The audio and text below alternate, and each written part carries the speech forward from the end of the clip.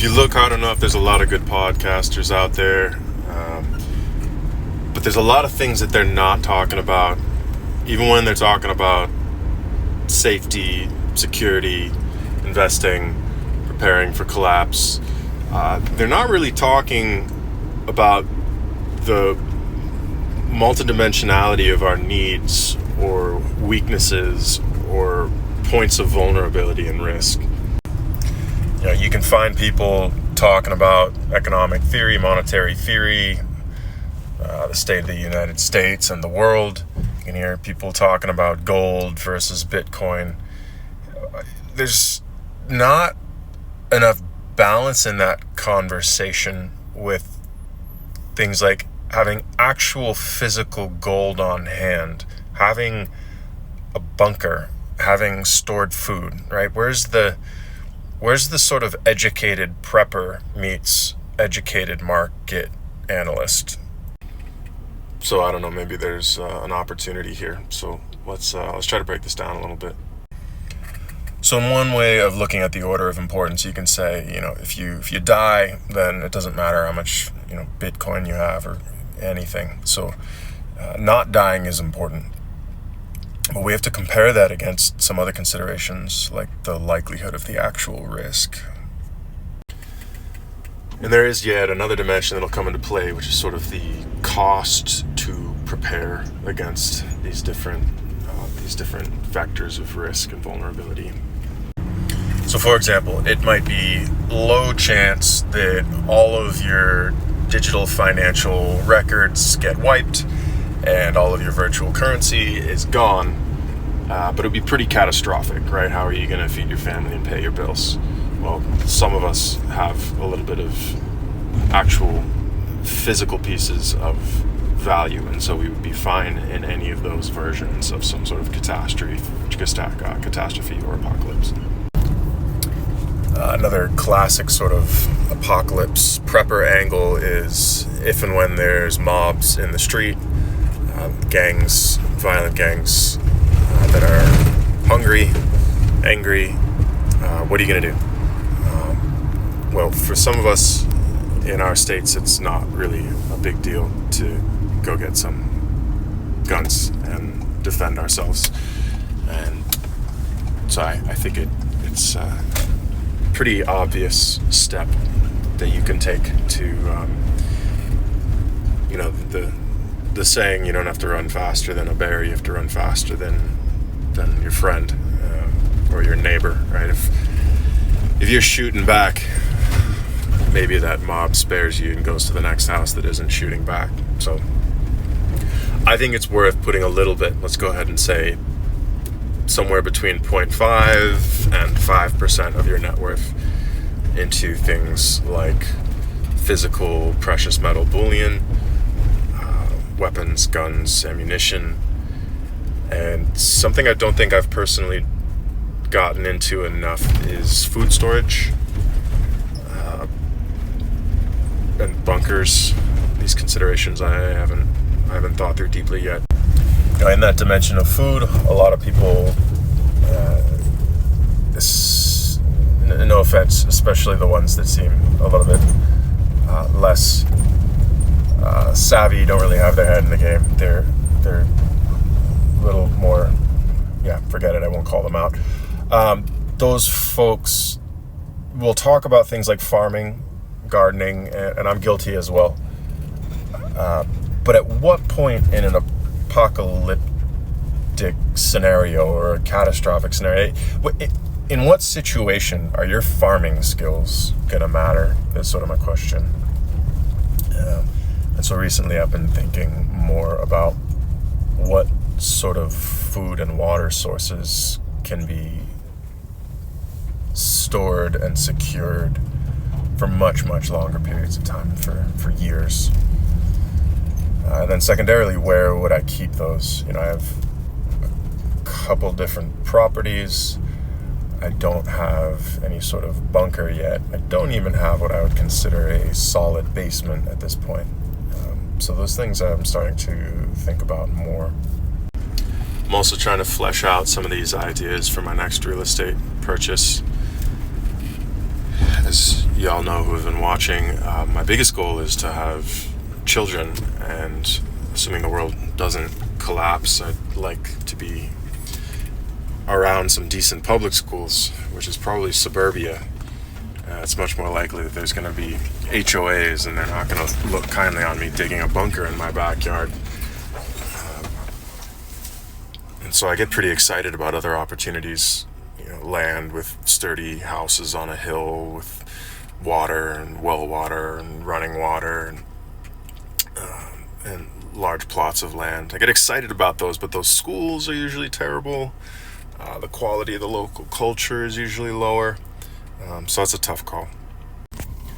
Yeah, then just in terms of on the finance level, I'm not so concerned. That one seems solved. If you're speculating this, I don't even know why you're watching this. We're serious people here. Put the majority of your money into index funds. That's a given. If you're speculating, that's ridiculous. The question is more, how much more stable and secure should you actually be investing that money, right? How much of that should actually be in real world gold, for example, that you are protecting with your real guns? How much should be spent on a bunker? How much should be spent on how much food and water? How much should be spent on buying property in what sort of situation? Some rural situation? Do you want good land, good weather? Do you want it to be a fortified structure on a hill? Those sorts of considerations, right? Because it doesn't take much to collapse an entire financial system or government, frankly. If you've been paying attention or doing any research about history over the last few hundred or thousand, or just history, humanity, it's a mess. There's lots of chaos. There's lots of depressions, lots of famines, lots of wars. This has been a relatively comfortable period, and scarily long enough for ourselves and our parents to forget or even have no clue what catastrophe can really look like. So yeah, people talk about diversification of a portfolio, but zoom out a bit. That portfolio that you're talking about is all virtual currencies sitting in big banks, right? What happens if there's a financial collapse? Your portfolio collapses. So what should you be doing with that money? Again, I've diversified a bit to precious metals, real estate, guns, ammunition, etc. But what's the right balance? Another way of thinking about this comes up. Writing a book on ought, how to be, how to live, what you should do, how you should live your life from a high level down to a daily level, or in any given moment. And no surprise, a lot of that book focuses on family and power. But I'm really realizing more and more that power is sort of stratified all the way from survival to power. And if I needed to chunk it out, it'd sort of be survival first, then you can think about family, and then in your spare time you can build excess power, wealth, and prosperity. But in doing that work on this book of should, I feel increasingly clear about the infinite amount of time that you and I in the Western world waste. First world problems are beyond absurd. It would be a waste of time for me to sit here and delineate all of the different examples, but just a silly example, right? I just went and played a sport and then went back to the gym and worked out a little bit more to try to maintain my body, and I just shouldn't have beaten up my body playing a sport in the first place. I should be at my land using my body to take care of what needs to be done on my land. It's a ridiculous waste of energy to waste time on sport, even working out. If you have energy and physical health to apply, don't pick things up and put them down.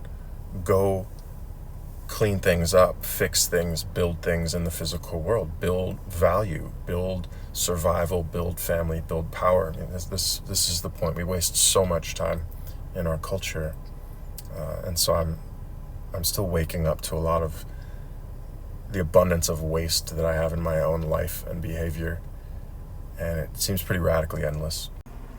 I think we've talked about the empty room experiment, the sort of cultural reset thought experiment, and that's another fun place to think about what to do. If you could allow yourself to do anything, what would those first things be?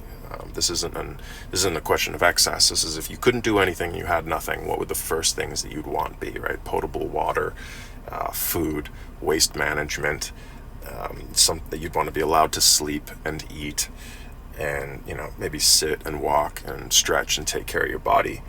Hopefully you're not asking for, Netflix and YouTube and, games and porn and all the different ways that you might completely waste time in your life, right? You're asking for tennis rackets and golf clubs. I mean, come on. Come on. We're trying to be serious people here. So yeah, I'm continuing to try to wake up through the many veils and distractions of our culture of excess and decadence. Some of us see the writing on the wall for our financial systems and our fiat currency. It's not exactly clear what the catastrophes are going to look like, but certainly we're in for a long run of inflation at the very least. It could get much, much worse than that. And there's a lot of ways that a lot of us waste a lot of time, stay ignorant, and it's really ridiculous. So I guess I'll sign off with a little bit of hope for each of us to gain increasing clarity about what we can control and focus on meaningful, valuable things. And when I say meaningful, I don't mean wish-washy, dreamy fantasies. I mean get in touch with the reality around you and the things that you've taken for granted, and understand that you've taken these for granted, and try to wake up to survival and maybe build on your fallback plans and increase the amount of security and safety and sort of hedges against this sort of status quo, taking for granted that this culture is just going to keep on sailing forward the way that it has. I really think that the bones are getting brittle, and that there's a lot of folks not paying attention, very distracted by the sugary coating and the smoke and mirrors. So yeah, here's to waking up, seeing reality, doing something about it. I wish for you health, strength. Let's get out there and get it. Appreciate you. Bye.